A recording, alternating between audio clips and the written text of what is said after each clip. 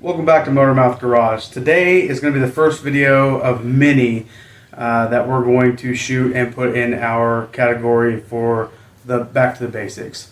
Right? It's going to be some of that really simple stuff that I was talking about in that short, and we're just going to go over the details and let you know exactly how to do it, because it's come to my knowledge that a lot of people don't even know the basics, let alone rebuilding an engine or swapping out a bed of a pickup truck or something like that. That's a little bit more in depth and technical versus changing a tire if you're broke down on the side of the road. So we're going to take it right back to the basics. So I got Destiny here, and she's got a bummed wheel. She's got a bummed leg. So we're going to go ahead and change out this wheel and tire. If it was just a slow leak from a puncture, I would have showed you guys how to patch that up using a tire plug or a patch. But it's actually the bead. The rim itself is rusted really bad. So I've got another wheel and tire here. So I'm just going to show you guys how to change out a tire if you have a flat or you're broke down on the side of the road or whatever the case may be. So stay tuned and I'll go step by step on how to change a tire. Okay, so we're going to jack this thing up, and I'll show you here in just a second where we're going to put the jack at. So most of your newer cars have pinch welds, and there's a cutout for your jack, and most of them are scissor jacks, which I don't really care for scissor jacks because they're just a little unstable. But if that's all you got, that's all you got, right? But I've got a 2-ton floor jack that's hydraulic. It's going to be a whole lot easier. Now on these trucks, they sit so high, you wouldn't be able to use a pinch weld mount or anything like that. You're going to want to try to get something underneath the frame, or where I've got this stationed underneath the A-frame of the wheel that we're getting ready to take off. So I'm going to show you where that's at as I start jacking it up. So go on down there and check that out.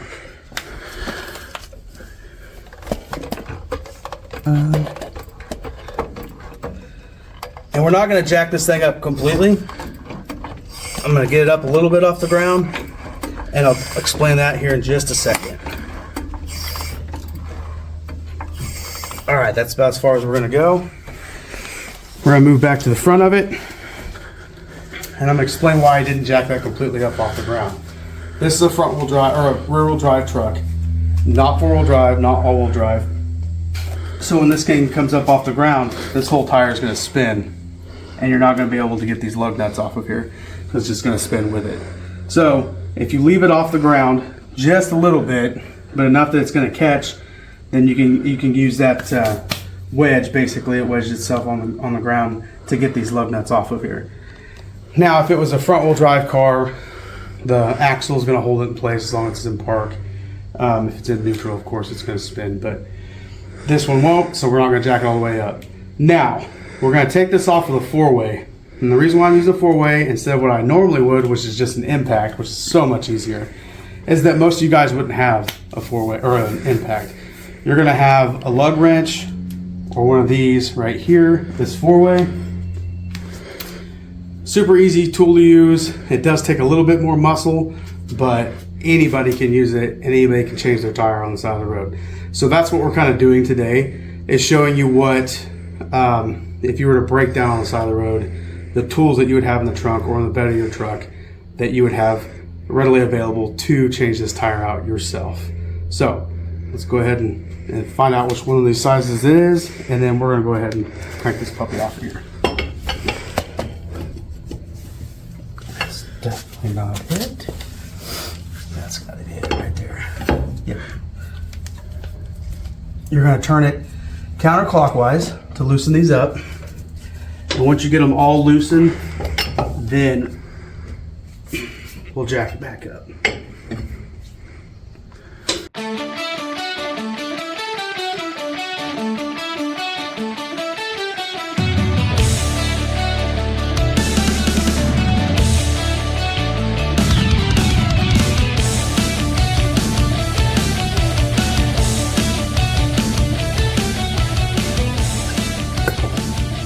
You want to make sure they're all cracked loose. You don't want to take them completely off because with that jack not supporting all the weight, that wheel might come off or try to move back and forth.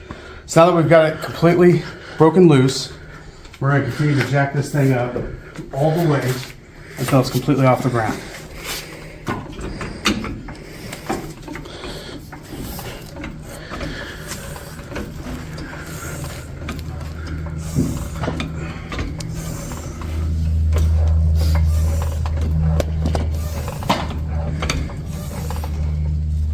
All right, let's check that out and see if that'll work. That should work. Another good reason, or another good thing about cracking those loose, obviously, like I said, this is going to spin. And if it didn't have that flat spot on there, it completely continue to spin. So you're not going to be able to get those lug nuts off of there. But now that we cracked them loose, we should be able to get on them and just spin them loose. Not as fast as an impact, but it works.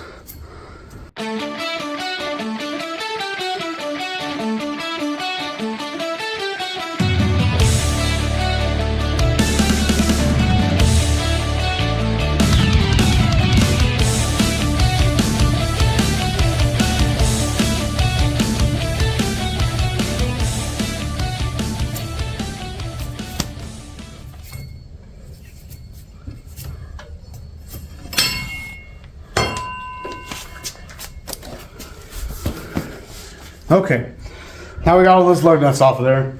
We can go ahead and get this wheel and tire completely off of there and go ahead and put the new one on there.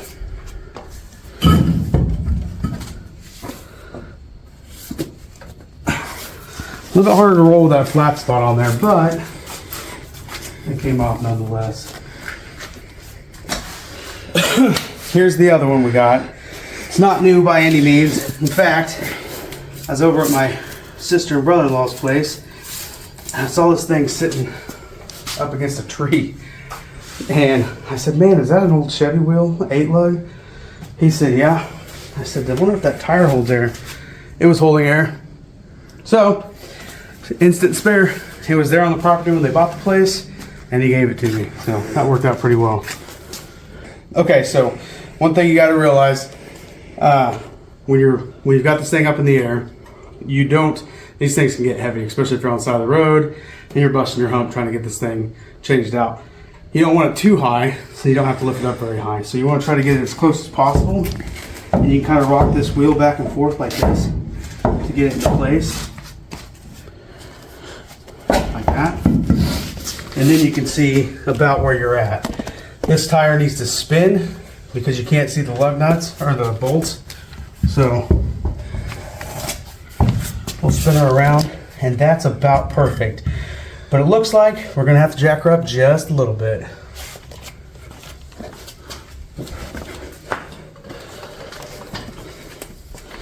And honestly, that should be enough. Yes. See that? This is the exact rim that came off of here. Now, here's some things that you have to realize.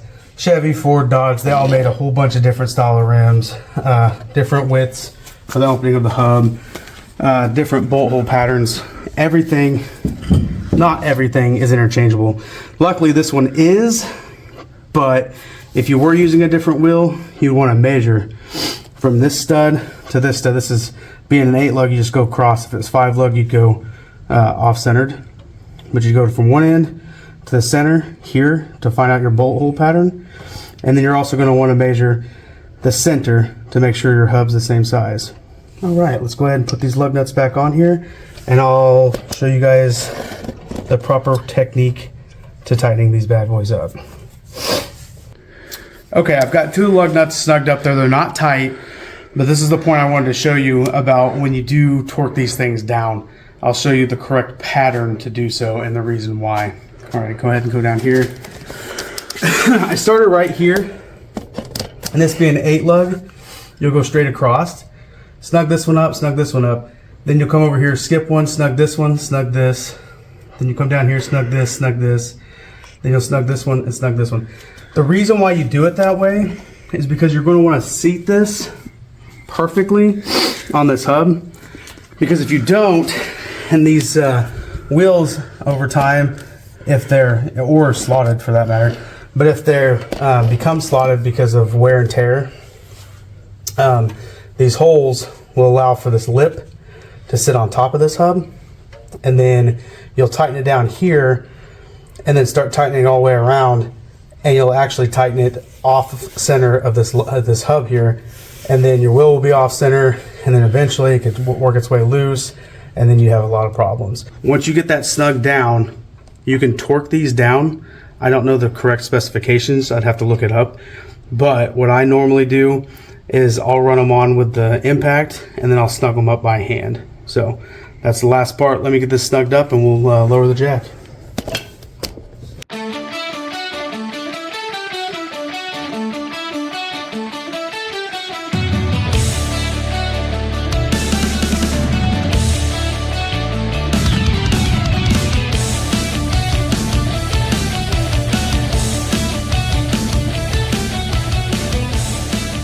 Okay,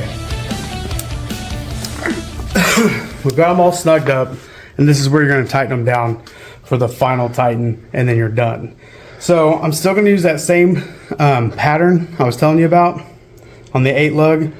Start at 1, go completely across from it, come up 2, go completely across from it, and continue to make that pattern all the way around until the lug nuts are all completely seated and tight.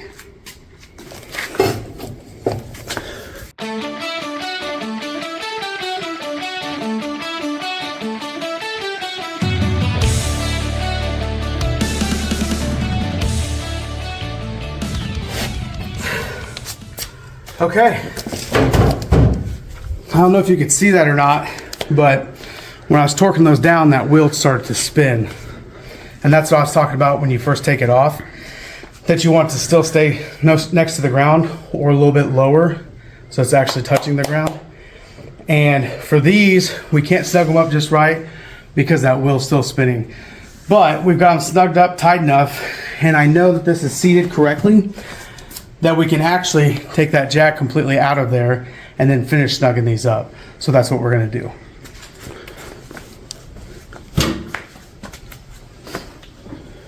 Is this wire I keep hitting my head on connected to anything? No. Good. I hope not. Well, I haven't gotten shocked yet, but that doesn't mean anything. Okay, so now I'm gonna go ahead, tighten these bad boys up, torque them to specs, and then we're done. So give me just a second, let me tighten these up and make sure that they're good and tight. All right guys, we just finished up tightening up these lug nuts. This specification for this 85 GMC 3/4 ton High Sierra, it did not have an owner's manual, which that's what I was going to tell you guys, that you can look in your owner's manual. It'll tell you what the lug specifications for the torque on your lug nuts are.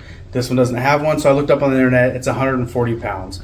So once we got those tightened up and they're torqued to spec, we're ready to go. And I think it looks good. So like always, please like, share, comment, subscribe on this video. There are many more to come for the Back to the Basics, because I just didn't realize that there were so many people out there that didn't know how to change a tire or an oil change, spark plug, stuff like that. Really basic car maintenance stuff.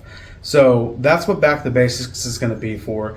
So if you already know this stuff, fast forward, go to the next video, go to something cooler. But for those that don't know, stick around because we've got more stuff to show you.